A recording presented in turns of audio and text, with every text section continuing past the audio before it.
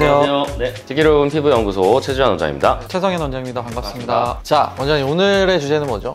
오늘의 주제는 불편한 진실이라고 할까요? 또 불편한 진실이죠. 네.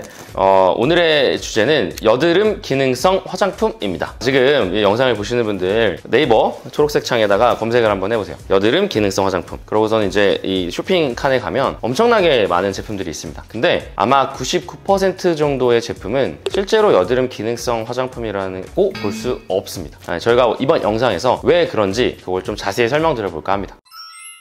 자, 먼저 기능성이라는 거를 이제 좀 설명을 드리면, 우리가 이제 화장품을 보면 전성분이라는 거를 보시면 거기에 이런 항목들이 있습니다. 미백 기능성 화장품, 주름 개선 기능성 화장품, 혹은 주름 미백 이중 기능성 화장품. 거기를 자세히 보시면 여드름 기능성 화장품이라는 거는 아마 찾아보시기가 어려울 거예요. 자, 왜 그러냐면 실제로 여드름 기능성 화장품이라는 게 법령으로 딱 정해진 게 없습니다. 크게 기능성 화장품이라는 건 기능성 화장품을 심사하는 것과 기능성 화장품을 보고라고 하는 걸로 두 가지로 나눠지게 됩니다. 보고라는 건 어떤 거냐면 법령에 어떤 성분이 몇 % 들어있으면 이거는 주름 개선을 줄 수 있습니다. 이런 것들이 딱 정해져 있거든요.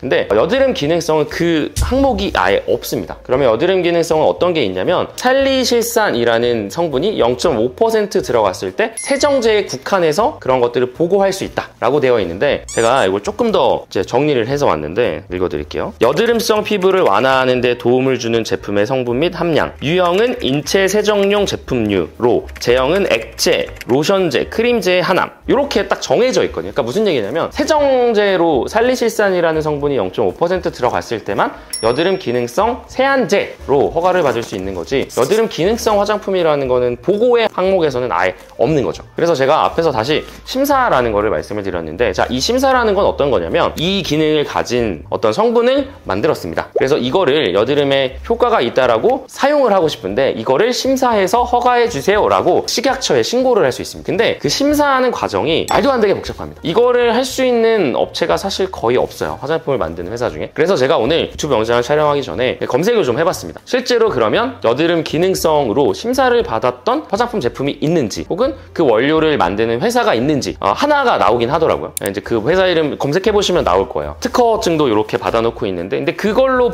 만들어진 제품은 검색했을 때 나오진 않더라고요. 그러니까 무슨 얘기냐면 실제로 우리가 엄청나게 많은 판매량을 가지고 있고 여드름의 기능이 좋습니다, 여드름에 효과가 있다라고 하는 제품들 중에 여드름의 기능에 효과가 있다라고 해서 심사를 통과한 원료를 사용한 화장품은 실제로 거의 없을 거다. 거의 99.9%라고 확신합니다. 그건 그냥 정말 광고인 거죠. 그래서 뭐 인스타나 네이버 이런 쇼핑 혹은 뭐 여러 광고 매체들을 통해서 다들 접하게 됩니다. 이걸 발랐더니 좋아졌어요, 뭐 이런 것들. 근데 그거는 말이 안 되는 거죠. 그래서 병원에서 청소년들이 특히 많이 오잖아요. 청소년들이 오면 또 여드름이 막 일어난 상태로 왔는데 이제 어떤 화장품 쓰는지 제가 항상 물어봅니다. 여드름에 좋다는 뭐 올리브영에서 파는 뭔가를 사서 썼습니다, 뭐 인스타 광고, 페이스북 광고에서 보고 이걸 썼습니다. 그랬더니 진짜로 좋아졌나요? 라고 물어보면 거의 좋아졌다고 하는 사람들은 없습니다.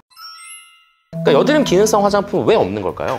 이를테면 그런 거죠. 법적으로 검증된 정도의 수준에 도달할 수 있는 성분이 없다, 그래서 미백이다 이러면 임상적으로 의미가 있는 결과들이 나온 성분들은 있는 거죠. 반면에 여드름 같은 경우는 피지샘이 자극되면서 피지의 발달이 많아지거나, 혹은 뭐 이제 각질이나 노폐물들이 쌓이면서 모공을 막는 현상, 그리고 세균의 번식, 그리고 염증의 발생, 이런 다양한 원인들 때문에 이제 여드름이 생기는 거기 때문에 단 하나의 성분을 가지고 호전되는 것 자체가 쉽지 않거든요. 그렇기 때문에 지금까지 알려진 법적으로 줄 수 있는 제품은 세정제에 한해서 제한적으로 줄 수 있다고 보시면 되고요. 병원에서 시술을 하거나 이렇게 했을 때도 하나의 면에서만 치료를 하진 않잖아요. 항생제나 세균을 잡을 수 있는 성분을 먹는 약이나 바르는 걸 사용해보면서도 피지샘을 줄일 수 있는 레이저나 약을 사용한다던가, 아니면 노폐물을 제거하고 각질을 제거해주는 필링제나 뭐 관리, 그렇게 다방면으로 여드름을 좀 접근해야 되는 질환이다, 이렇게 정리를 하면 좋을 것 같아요. 그리고 그런 것도 있는 것 같아요. 여드름이 생기는 원인에 대한 것들이 되게 명확하게 밝혀져 있잖아요. 그리고 그 원인을 하나하나씩 억제할 수 있는 약들이 다 있어요. 근데 그런 성분들을 화장품으로 쓰게 할 수는 없는 거죠. 여드름 기능성 화장품은 사실 있을 이유도 없죠, 어떻게 보면. 쉽게 생각해서 여드름 같은 거는 일종의 이제 피부에 염증 반응이 나서 만들어진 상처의 개념이잖아요. 우리가 상처 난 자리에다가 화장품을 바르지 않고 이제 약제를 바르는 것처럼 여드름 같은 경우는 화장품보다는 약제로 접근하는 게 맞는 치료가 아닌가.